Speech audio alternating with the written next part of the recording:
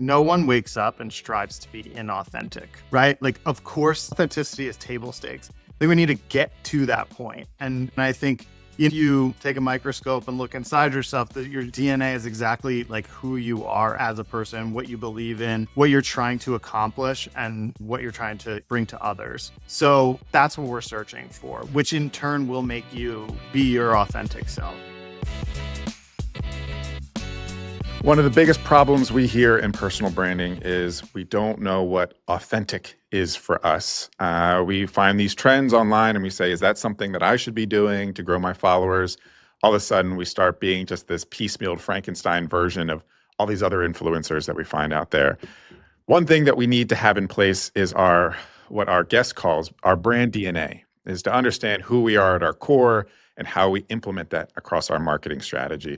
So that is why today we have on Mike Perry. Mike Perry is the founder and chief creative officer at Tavern, a branding and advertising creative agency where he helps brands connect to their heritage and then to culture by developing their brand DNA.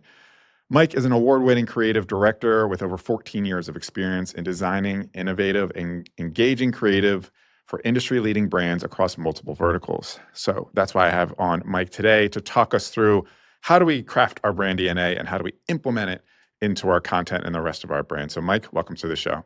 Thanks so much. Appreciate you having me. Love it. And right before the show, we actually connected on where we grew up near each other, right? I'm a Delco guy outside of Philadelphia, and you're close by as well, right? Yeah. Aston, and Delco, which is really weird and crazy, but I feel like it's on brand for me at least. Yeah. Getting back to the Delco roots. Yeah. Well, right now, I'm not sure when this episode will be out, but right now our Eagles are in the playoffs. So Love it. I'm hoping that we can look back on this episode and know that we're at a Super Bowl celebration somewhere. Love it. Well, yeah. Yeah. I'm gonna manifest a Super Bowl win. There we go. Well, cool. So speaking of your backstory, today we're going to be talking about brand DNA. How do we kind of understand what our kind of core value idea, the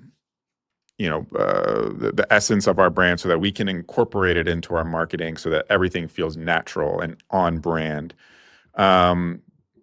And you kind of have your tactics for this. In fact, when we connected at one point, you mentioned you kind of had like a 300-page like manifesto around this. So I really want to dive into that. But first, let's go back to day one. Walk us through kind of your history within branding and how you've kind of led up to this point. Yeah, cool. So, I mean, born and raised in Delco, as we've established, and I went to Temple University, their Tyler School of Art, for graphic design. So, went there, had tons of great mentors and kind of great Philly folks, where I really like trained and learned design, and then graduated, started working at NBC Sports in downtown Philly, and was there for kind of like the first year or so of my career, which is really interesting. So focusing on sports and entertainment and really crafting brands from a look and feel perspective. So like it was a bit different and unique because it's entertainment and it's sports. So you have MLS or Tour de France or Wednesday Night Rivalry for hockey, the NHL. And those are kind of properties and brands in and of themselves. So we really would develop the look and feel and the creative and the comms lines for that nationally for television. And that was really great. It's kind of like always my go-to cheat for young designers or just young professionals in general working at their first couple of jobs is I learned how to do what they were asking me to do very quickly. I was junior, I was doing the grunt work, figured it out, and then just started annoying everyone in the office, right? I was dipping into the editing bays where they were doing, local and national commercial editing. I was talking to the marketing team and the copy guys. So slowly over time, I really was like, hey, can I make some stuff for you? Can I help out here, there, and other places? So not just on my team. So I ended up developing titles and animations and learning all of these things that I didn't learn in school and wouldn't learn, and really building up those skills. So sidetracked already, but I just this thing that I really like to tell when I'm telling like the beginnings, where it's like just do more in everything. And then I hard pivoted. So like all of that, not out the window, but like building the foundation, hard pivoted, went to this place called Quaker City Mercantile in Philly. They're still in Philly, and led the Hendrix Gin team. So I hard pivoted into alcohol and beverage design primarily. Design, advertising, marketing, kind of the 360 of it all. So I led Hendrix and worked on some other kind of alcohol brands there. Shortly after, left, went to Stranger and Stranger, which is this kind of boutique spirits design agency, which got me to move to New York. Didn't last super long. I was really missing the full 360 of the brands, the stuff we were doing at QCM at One Hendrix then.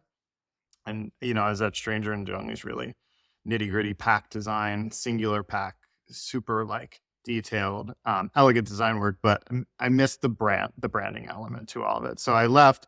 There was an opening at Jones Knowles Ritchie, JKR, where to lead up the Budweiser global and US team, which was absolutely perfect. Start to really mass brand, which I loved. Beer, it's the best beer, right? Like, of course, it's perfect. And there's a lot of different avenues. I could dip into my kind of sports background because there's a whole obviously sports connection to the master brand of that and how they market. But really telling the brand story and developing that and going deeper into the DNA and ultimately exploiting it to market and brand better. We're doing a bunch of different brands there as well. Worked on things like Burger King and tons of spirits design. Left there, went to Design Bridge, where I left for ditched Budweiser and left for PBR, and all of their kind of heritage brands there. So the through line's always like beer and spirits throughout my career. So I was working there, working on tons of Diageo work, which is like Smirnoff, Captain Morgan, Tanqueray, every spirit I've somewhat touched at some point in the career in some capacity. And really doing everything from a brand, a graphic design standpoint, but really branding and advertising at the end of the day. From there, I left knowing I wanted to start a studio, but not quite ready just yet. I left and I actually went to TikTok, to their internal ad agency, called Creative Labs, where they might not be around by the time this thing airs, but they where we really worked hand in hand with the app itself. So understanding the app, how to really use the platform to its advantage, but also connecting that to the brand. And we were working with CMOs. Procter & Gamble was one of our huge clients. Burt's Bees was one of our huge clients, the Clorox company. So really working with the CMOs of the individual brands there, Old Spice, Burt's Bees, Gillette, and helping them understand how to tell stories on the platform that's native to the platform. So we were really the connective tissue, the consultant between ultimately the platform and the brand. And that it was really great because I went from, a bit of sports, tons of booze and alcohol, like hardcore. And then all of a sudden I'm like somewhat of in the know tech guy.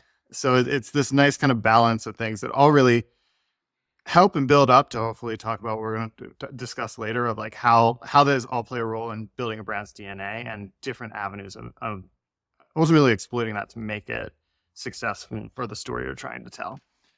While I was at TikTok consulting for a while and then started Tavern, which is what we're here to talk about now. So Tavern is a creative agency. We do everything from branding, advertising, to marketing and everything in between. Heavy on we're kind of equal parts strategy, equal parts design, which really make up the output of everything we create.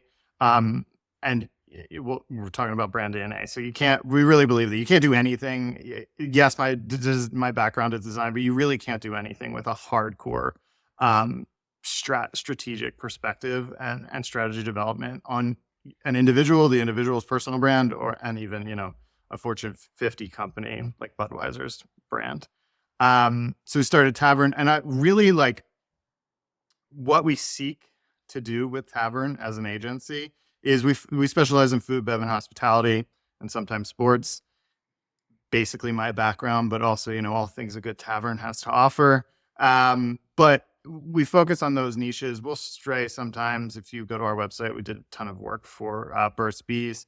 And really, the only stipulation is that it falls under the category of building a brand to ultimately be timeless. That's what we want. That's what our ultimate goal is. I think it's this kind of impossible goal to ever really touch, right? But what really drives us crazy and drives me crazy personally is we have these brands that historically have lasted for decades, relatively untouched. They tell their stories in different ways, but the brand in and of itself, from a graphic and communication standpoint, really doesn't change, for decades. And nowadays, we're just in this constant, every 2 to 5 years, rebrand, which is great for a creative business like mine. You get to make money off of that every single time. But I think it's really detrimental to the culture, of the brand. And it just doesn't seem to make sense. There's no real need in that. I don't think it's achieving anything. So this idea of timelessness that we're always searching for is to kind of build the brand as foundationally strong as possible, and then we build upon it, which gets us into our other thing, which we're going to talk about maybe a little bit later, which is branding at the speed of culture. So we need to be branding and adopting, but that needs to be pulled from the brand's DNA, not necessarily pulled from just like the core of the brand itself. I'm going to put a pin in that. We'll kind of get back to that one later because I'm going in. But I first want to give a shout out to Burt's Bees because I'm repping that right now. So maybe I have you to thank for that. But we talk about brand DNA and crafting kind of the elements that allow it to be timeless. What, in your experience, allowed you to kind of conceptualize that and come to that conclusion? Were there times within the brands that you were working on where you didn't see that? Like, how did you come to this being such an important element to your strategy? Yeah. Quite a few things, working on tons of brands that do have this rich heritage. I named some of them: Budweiser, Burger King, Tanqueray, even Smirnoff, a lot of the CPG consumer product brands and alcohol brands that exist that we consume all of the time have this rich, deep heritage. But when you really look at the landscape, you go into the liquor store or the supermarket, everyone's just fighting for attention, trying to follow the trend of things. And this relates really nicely to personal brands too, but like everyone's trying to follow these trends, whether that's, the design of the pack or even the communication style of the brand, the messaging and the advertising and marketing ultimately of the brand. It's just this constant chasing of trendiness, chasing of what's the next thing, what's new. And we're inherent, we're stuck on our phones. The insight is we're stuck on our phones. We are obsessed. We need more, faster, shorter. And it's just deteriorating, I think, tons of these brands when they should be telling a singular story. So, it's the trend chasing that really pushed us into this timelessness. I gave a talk somewhat recently called "Trendiness Over Time" or "Timelessness Over Trendiness." That's kind of the big crux of it. But then the other thing, which is our core philosophy at Tavern that I've built up over time at all of these different agencies and really like put a fine point on it with Tavern and everything we do, which is modern heritage. And that's the modern heritage is the search for timeless design. So every brand that we take over and work with needs to, pull from your heritage, pull what makes you historically. And that's not to say, pull a cool old logo from Burger King and bring it back. Sometimes that works. It did. But Budweiser, he didn't necessarily do that. You needed to take the essence that was all of what was working and what makes you, or the brand, the DNA, if you will, of it, and really push that and make that, modernize that to the point, but make that your story. Don't focus on trying to chase the trend. We're going to take the old, dust it off, make it perfect, and make it, relevant for the current consumer. And with that, which we've done and believe really works, is when you kind of find that perfect balance of modern heritage, you're pulling from your past, your history, and you're modernizing it for the contemporary audience. That's what really makes you timeless, because you're not telling new stories. You're telling your story better for the culture that you are today. Ultimately, making you not trendy, but fit within the trends and the culture cycle. Hey, Blueprint fam, if you're enjoying today's episode and finding my guests' insights valuable, then you'll definitely want to subscribe to the Personal Brand Blueprint podcast as we drop weekly guest interview episodes just like this one. And on that note, you obviously also see firsthand how powerful being an effective guest, like the one you're watching on this episode right now, can be at attracting qualified, interested leads directly into your sales funnel. But I know what you're thinking. You want to get into guest podcasting, but starting feels confusing and overwhelming. What equipment do you need? And how do you look and sound great? And how do you turn listeners into leads? I know this because so many of my guests had these exact problems in the past. And that is why I created the Podcast Guest Mastery Blueprint. It's a simple but powerful breakdown on everything you need to look, sound, and convert great as a podcast guest.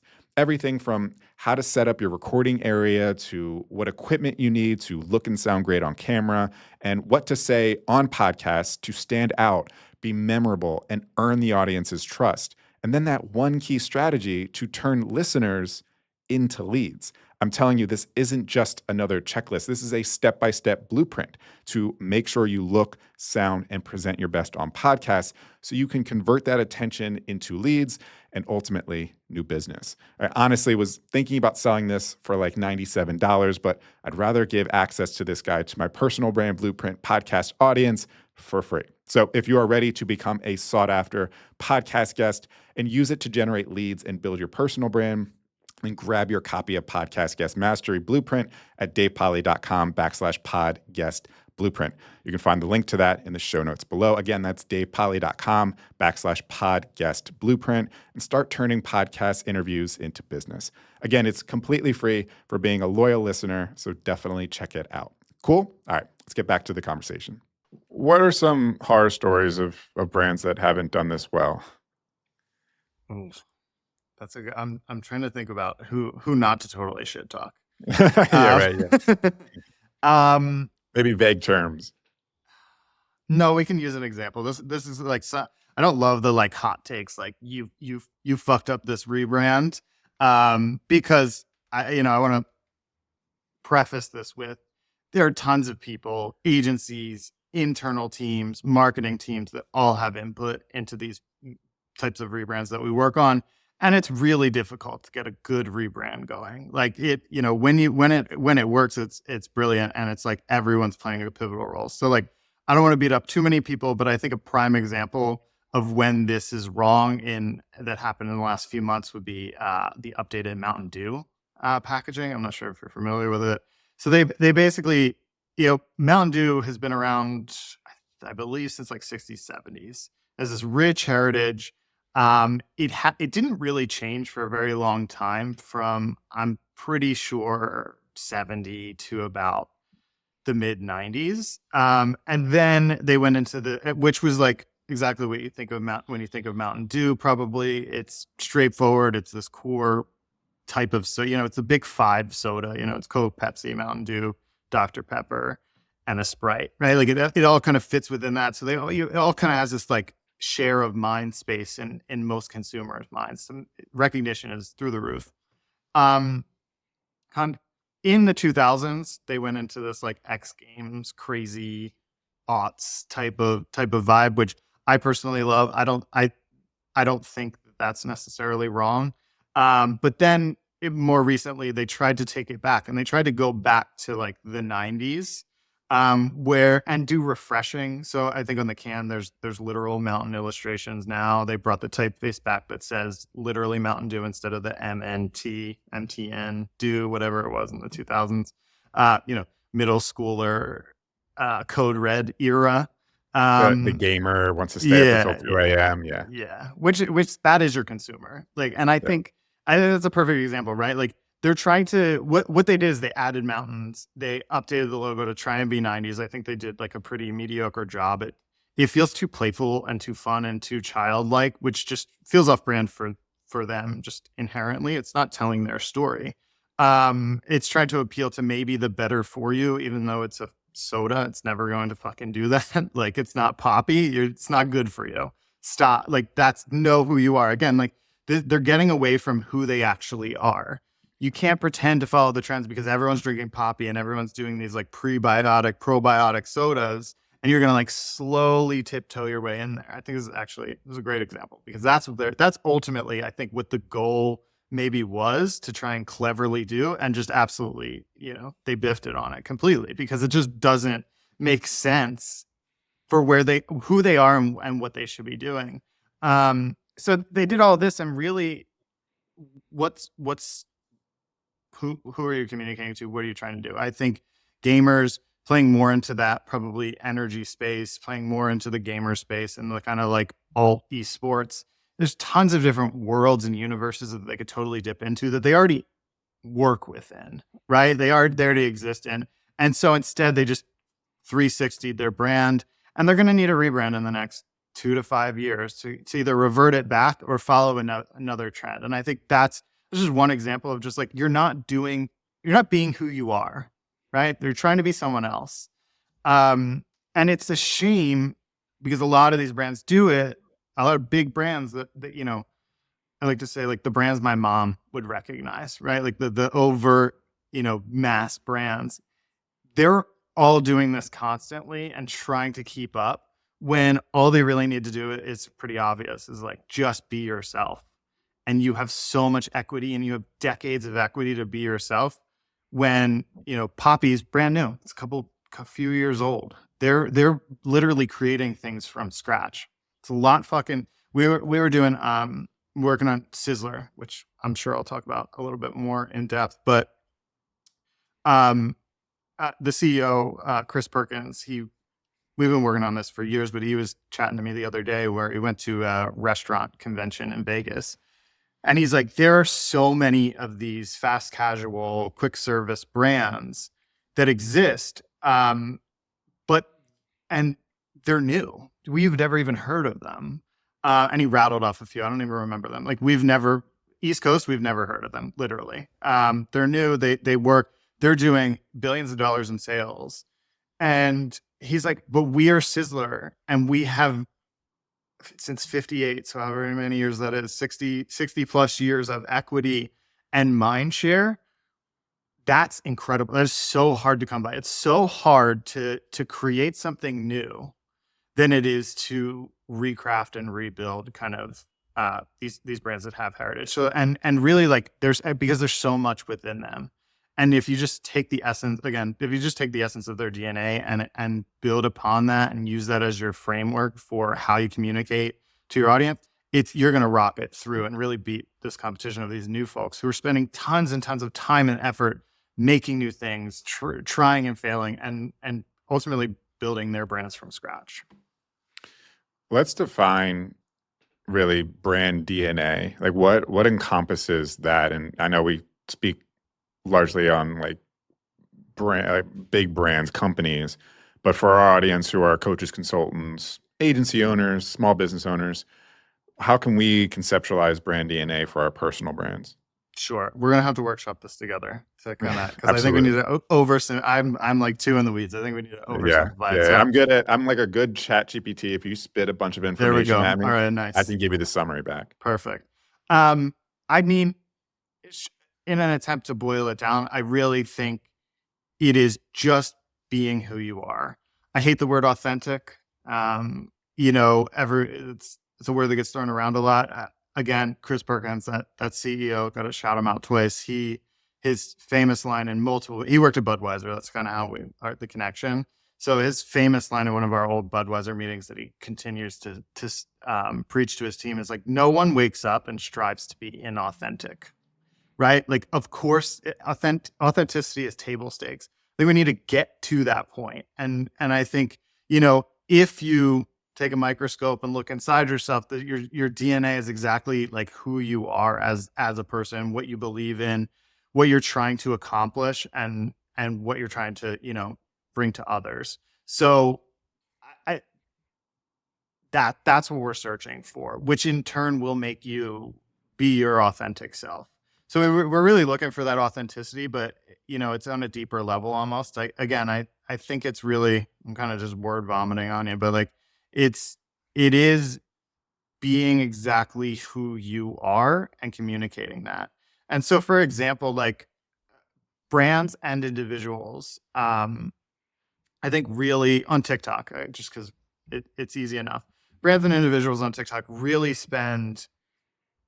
I've seen them. If the failure is when they spend a ton of time following every single trend, using every single trending audio, doing the thing that everyone else is doing on the platform instead of completely being themselves. Right? Like I don't really need. I don't know, into Mountain Dew to be doing a dance challenge or commenting on whatever's happening on the Real Housewives. That doesn't make sense for them, right? Like I need them to be. Mountain Dew would probably be best to be commenting on the winner of, I don't know, the latest esports competition, whatever, the Super Bowl of esports, whatever that is. That makes more sense where they should be showing up and having that conversation. So really thinking about like who you are and where you want to be showing up or what stories you want to be telling within that. Is that a good enough answer? Yeah. Maybe you can The distill it. yeah the I th- so I've kind of like tried to conceptualize this idea before as well, and I think when we talk about what's true to us, we look at a few elements. One is like our core values. So whatever that means to you, but kind of the big decisions that you make in your life, what is driving those. Um, and then the other is part of it is like your personality overall, and your personality is made up through a million different things. But I take like Wendy's for example. I think Wendy's does a good job of like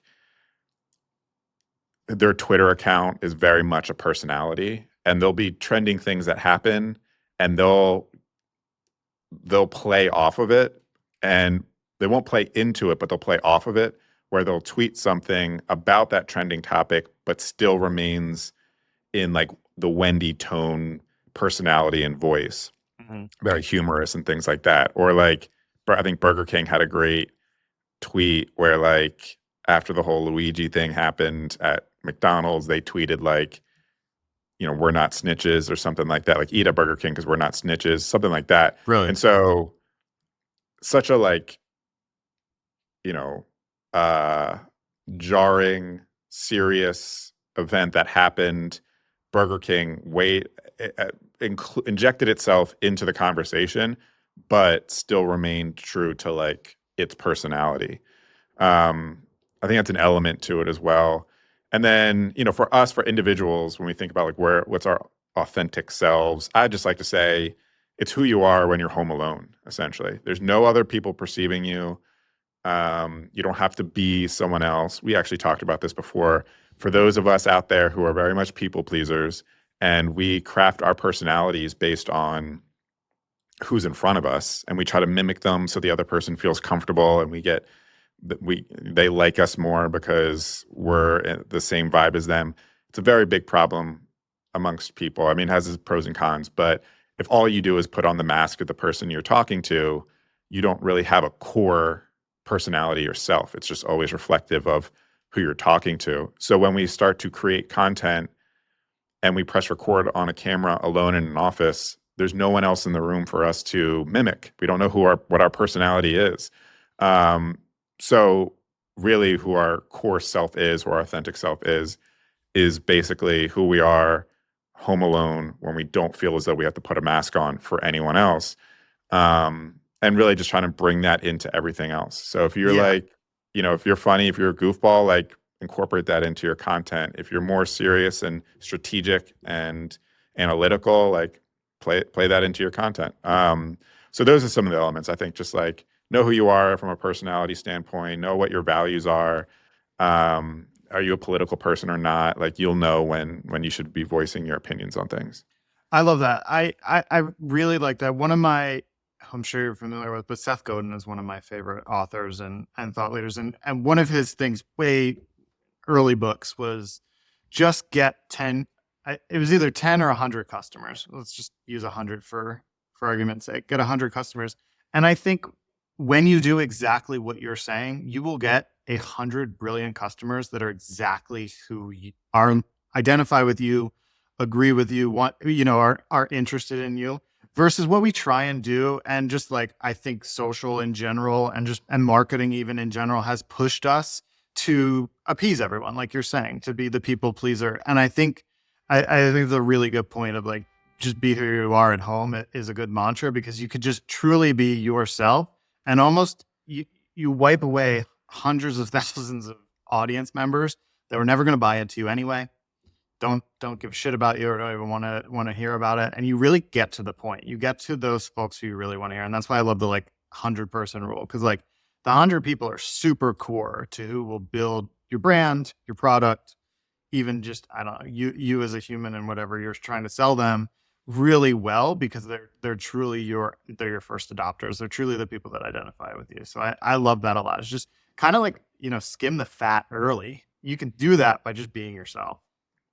Yeah, it makes it so much more difficult to work with a client when you're just misaligned on all of those things.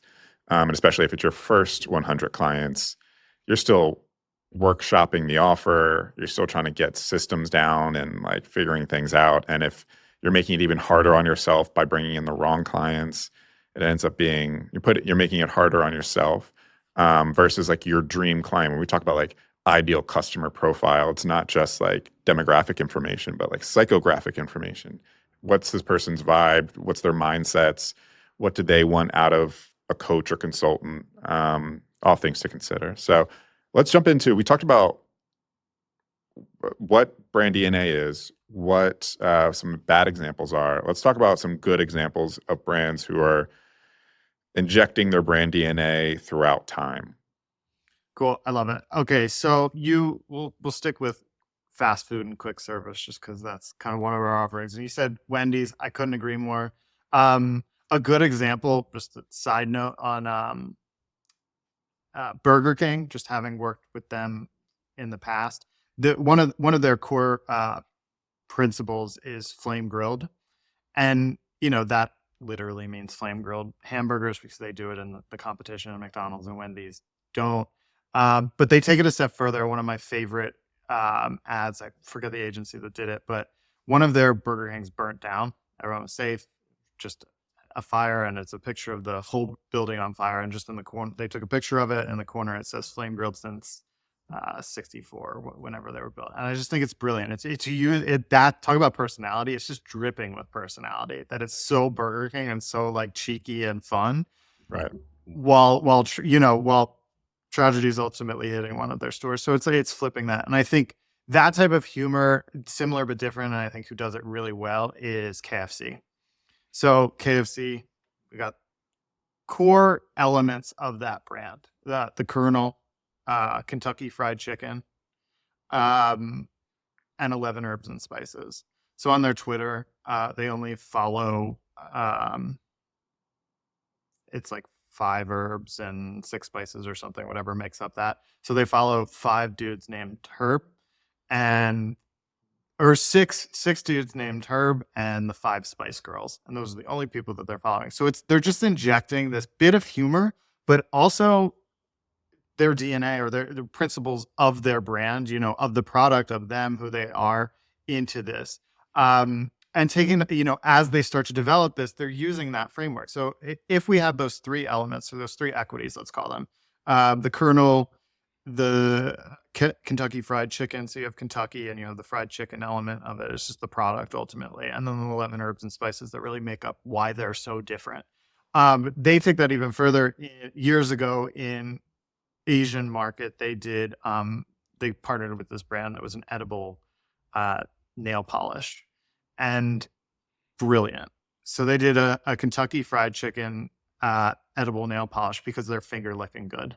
Like, it's just, but you're using your pieces to your advantage to be somewhat fun, to be somewhat cheeky, and to develop and push it further. And now what they did recently, they launched this new product altogether called Saucy. It's very new. I think it came out in the last like month or two, and it's literally a Raising Cane's competitor, which really easily could KFC have just added chicken fingers and a sauce to their menu and disrupted Cane's? Probably. They have the recognition, they have the background, they could just kind of squash the competition. But instead, they created this whole new brand, separate from them, new offering, speaking to that separate demo. So they're keeping core to their brand, the KFC brand, which is a bucket of fried chicken brand, and offering just chicken fingers, being super strict on that in their new brand Saucy. And again, they offer, Cane's, they're known for chicken fingers. I think the Texas toast and the dipping sauce that everyone's obsessed with. What does KFC do so well? They do chicken and they do 11 herbs and spices super well. Those are the core tenets. That's their core DNA of the brand. So they're doing chicken fingers and 11 different dipping sauces that go around with their brand. They name it Saucy. And time will tell. I think in a year we'll see the results, but they are going to ultimately disrupt this kind of like the rise of the chicken finger Cane's empire. But again, they're doing everything that is deeply rooted in their DNA and or equities of the brand and not straying. They're not, and ultimately they're somewhat following the trend. They're following at least what the trending product offering is, but they're doing it very much in their own way. I think that's one of the great contemporary examples of how you could do this on a mass scale. So when you work with brands, what's your process for either discovering or, I guess, protecting the brand DNA through campaigns? I love the protecting, and we call it often brand guardianship. And I think that goes back to the timelessness idea of like, we must protect this at all costs, because people are going to try and like deteriorate your base, your core of your brand. But a great example is Sizzler, which we recently rebranded. Let's kind of start at the very, very beginning with them. They went through bankruptcy twice in the last few years. They're really failing over time. But if you go back to the beginning in 1958, Dell and Helen Johnson created Sizzler Steakhouses in Culver City, California. And the whole idea was to really bring accessible and affordable steak to consumers, in their area. Because, in the 50s and 60s, it wasn't, you don't just go to a steakhouse. And if you did, it was affluent. It was very expensive. The average person can't do that. So they wanted this accessibility element to ultimately like a fine dining experience.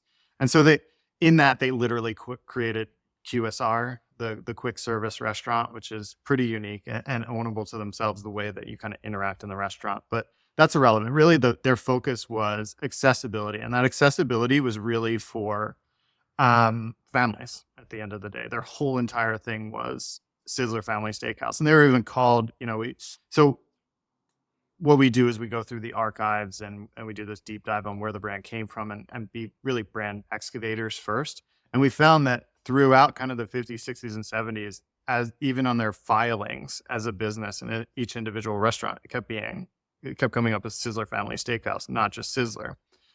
So, 50s, 60s, 70s, absolutely crushing it, expanding all over the West Coast, even into the East Coast. 80s, every, Chili's, Olive Garden, Red Lobster, all of these kind of restaurant chains absolutely ripped in the 80s and 90s, as I'm sure you remember growing up as a kid even. Sizzler's in every pop culture moment. If you go to our website, we actually have like a little clip where it's all the clips where Sizzler was said in just television and movies throughout history, and just clipped together real fast. They were just ripping. My number one, every time I think of Sizzler, I think of In White Man Can't Jump, where he's just saying, I'm going Sizzler. Like, that's just ingrained in my mind. It's epic. And it's and it is, and there's so much, right? So but then over time, 2000s hit some bankruptcy. They started following trends. They tried to do, artisanal salads in the late 2000s, early 2010s. They literally had some food trucks during the time of everyone doing food trucks and the food truck wars. They did open kitchen concepts, dry aged steaks. All of this went against what that brand was, because if you think back to the original, first few decades of it, what were they trying to do? They were trying to be an accessible steakhouse, accessible family steakhouse. So the accessibility and the family element were so core. And when we found when they started, historically, just looking at a timeline, when they started to follow trends, where they tried to do anything else than be exactly who they are, which is a family steakhouse, they really fell apart, and the business went to shit. So that's kind of the number one that we uncovered throughout it all is like, who are we? Sure, we are a restaurant. Sure, we're fast casual quick service. But what does that mean? And there's other restaurant, Outback Steakhouse is selling nearly the same thing as us. Longhorn Steakhouse is selling nearly the same thing as us. What makes us different? Um, and really, through the full brand strategy process and the brand activation project, what process was figuring out we are the family steakhouse. We're not a stuffy, high-end New York steakhouse. We're not your business person steakhouse. We're not an old dusty steakhouse from the 50s. We are a family steakhouse. And what does that mean? So then you further define what that means. And that's kind of the process we go through. And we keep a very tight, especially for audio, this will be easier. We keep a very tight system to start, which I think is useful for anyone, whether it be brand or individual, is we do a brand idea, which is a major overlying idea. And that idea is Sizzler Family Steakhouse. And then 3 brand principles underneath of it. So as we build through, we need to reinforce that idea and further put a point on what a Sizzler Family Steakhouse is. So we need to talk about the food, obviously. So we're craveable, which is a bit different. Sure, a steak is delectable and delicious, but we invented the salad bar. Sizzler invented the salad bar. Like you remember probably from Pizza Hut, that kind of style of all you can eat buffet. They have steak and lobster. They do unlimited shrimp, which may have been stolen from another fast casual restaurant. There's steak and lobster. So they have all these kind of different offerings, and their whole thing is unlimited cheese toast. So it's kind of this craveability and not just the steak itself, even though they're a steakhouse. So it's really how do you talk about that? And it's really craveability. I'm blanking on the other two because I'm on the spot. But really, so you start to build these principles underneath of it and start to talk about the food, the experience, and what they believe in. So that's really the framework that we like to work off of. And if you give me 2 seconds, I will pull this up and Sure. While you're further doing that, explain that. so I want to define then, if we break this down for us as individuals, when we're kind of doing our own brand excavation, you mentioned kind of that like umbrella concept.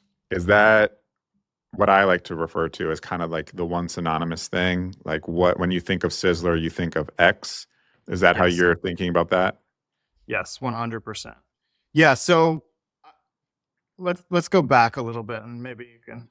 Sorry to your editor. Maybe we can chop this up a little bit easier. No, But we're good. I think overall our framework is brand persona, brand insight, brand idea, which is that one-liner, and then brand principles. But yeah, I think to your point, it's definitely that one-line thing that everyone believes in, which is we are a Sizzler Family Steakhouse. There's so much in that. It's a bit convenient for Sizzler because I think that the brand name itself has recognition, is onomatopoeia in and of itself. It literally sizzles. The word means the thing, means the product. But at the same time, then you have family and you have steakhouse, and you can further define those lines. So like what type of, which we do. So you go into it a little bit deeper. What type of family? It's your born into family. It's your work family and your chosen family, which are your friends. So we can then tell stories that kind of dig a little bit deeper. So even though it's a generalized statement, you have little pillars to which you can work on and have different communication lines, different types of customers. And then steakhouse, naturally, we get to redefine what the steakhouse ultimately is. By having it as Sizzler Steakhouse, it's not, the dusty, the pretentious, the stuffy steakhouse. It's really the fun, the family-friendly mixed family. Is what we always focus on, no matter what type of family. It's that type of steakhouse that really brings in and changes the meaning of it, that makes it really, really ownable to only us.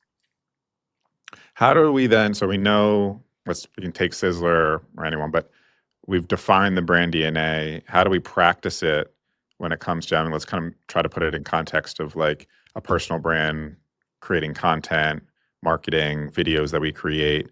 How do we, is there a document we should create and refer back to? Like, how do we inject it into our decisions moving forward? Yeah, how I would do it and how we do it for brands is really have that one pager of what's your brand idea and what are your brand principles. And then you always go back to them. So for Sizzler, it's Sizzler Family Steakhouse is the brand idea, and the principles are fresh. So it's always old made new. It's craveable. We invigorate the senses, and it's delightful. It's a twinkle in the eye. So those three brand principles, I think, are the things that you have written down. And when we develop brands and do creative, whether it's design, advertising, marketing, whatever kind of output, tangible thing, we always write the brand idea and principles at the bottom of the page on every single deck. And that's to remind yourself as almost a judgment criteria that I think any individual could use as well once you define these for yourself is every move we make, no matter what the output, no matter what the execution is, does it align to my idea and principles as a brand? So could I make Sizzler's really cool. It's from the 50s. Could we do a concept where we make a really old historical version of Sizzler and where it came from? No, but we can't, because if you look at our principles, is it fresh? No, it's just old. It's not old made new. That's just like a museum piece of an old Sizzler concept. That's boring. That means nothing. That just plays into just the past. So it's not fresh. It's not craveable. We're not invigorating your senses by any means. We're not doing anything new, and there's no delight to it. But can we take a classic, some classic menu items from the past? So cheese toast is what they've been known for. It's basically Texas toast. It's fucking delicious if you ever go to a Sizzler. And it's always free and unlimited. And then they're known for steak and lobster is kind of one of their hero items that they've been on offer since the 50s and 60s. So what if we did a pop-up concept of Sizzler at a music festival, at a movie festival, what have you, and did one menu item where we did a bit of a remix, which is a lobster roll on cheese toast. That's delightful. That takes two of our core equities and our kind of, it takes two of our core equities and what kind of we have and historically had, and it takes the old and makes them new. So it's fresh and delightful at the same time, and it's quite literally craveable. If you don't think that a buttery ass piece of toast with some lobster on it isn't invigorating your senses, it's not doing the job. So really easy. You can start to apply these to everything you make. So not only can it be applied to a new restaurant concept, it can be applied to the menu items themselves. And this goes for everything. This goes down to social posts. It needs, everything I need to do when I'm speaking to my consumers on social needs to have that slight twinkle in the eye. It needs to be delightful. Because if it's not, and if I'm just saying, if it's just craveable, I'm not doing its job. If it's just craveable, saying steak and unlimited shrimp, unlimited lobster, unlimited shrimp, great. That's craveable. Maybe you're invigorating my senses, but you're not delighting me. And if you're not delighting me, you're not doing the family steakhouse its justice, and it just means nothing. That's what everyone else is doing. Everyone else can, Red Lobster can tell me that they got unlimited shrimp. Now we're just battling it out over value, and we're not trying to battle it out over value of product. We're trying to battle it out of value of brand and how we deliver that to you. So using your three principles, oftentimes we refer to it as like a three-legged stool. If you're not using all of your principles kind of in tandem, and the seat being your brand idea, you're really not being authentic to who you are, and you're just you're most likely following trends, or you're following what you think you should be doing versus what you mean. So I think first and foremost, and it's really easy, it doesn't have to be perfect. It can evolve over time, specifically for individuals. But we're doing big brands that should not evolve. We should spend a year developing a brand idea and principles, and it should be very much rooted in it. But I think as individuals, throw it down on paper, your morning coffee, just bash out what you think your brand idea and your principles are and develop those over time, and really try and stay. Once you lock that in and you feel like this is exactly you, this is who you are when you're in your room alone and no one else is around, nailed it. Keep it, lock it down, and try and use that as a judgment criteria for every decision, idea, piece of content, piece of marketing, piece of sales that you develop for yourself, and even how you communicate to your customers. I think you'll really stay true and ultimately become the individual brand that's unique to you. Boom. I love that. I think it's a great place for us to sign off here. This was awesome. One, I want to get this time in. Is there any place that someone can go to learn more about you individually or Tavern? Yeah, you could go to tavern.agency, which is our brand's website, our agency's website. You can follow me on LinkedIn. I think it's Mike_L_Perry. And follow its Tavern on Instagram, which is tavern.agency. Perfect. And any last words, any exclamation mark you want to make on any of those points you talked about today? I, you know, just remember no one wakes up wanting to be inauthentic. I think is the best thing to remember. Be totally yourself, and you're going to get the consumer. You're going to get the consumers or the clients that you really jive with, that really makes sense to you, and that's the most fun part. Is when you have a client that you're totally aligned with. It should be evident in kind of the sizzler work that you see coming out from us. Is that we're also aligned, both sides of both teams, the agency and the brand itself, and that's where really the magic is. So yeah, as an individual trying to develop their personal brand, I really want you to get to that point to where you're yourself and you find like-minded individuals, because that's really where fun, great work comes from. Perfect. Mike, thank you so much for being on today's episode of Personal Brand Blueprint. For all those looking to grow and monetize their personal brand, make sure to subscribe to the Personal Brand Blueprint podcast. Follow me, Dave Polikoff, on LinkedIn, as well as Mike. And check out davepolikoff.com to see how we can work together one-on-one. Thank you, and see you on the next episode of Personal Brand Blueprint. Today, we learned about my guest's origin story, unique methods, and credibility. If you want to see me break down how today's guests can use those tools within the Personal Brand Blueprint strategy to attract, convince, and convert new qualified leads so you can do the same for your business, then check out this episode here. Or if you want to continue to hear more incredible personal branding origin stories and learn more valuable personal branding skills from my awesome guests, then check out the full playlist of interviews here.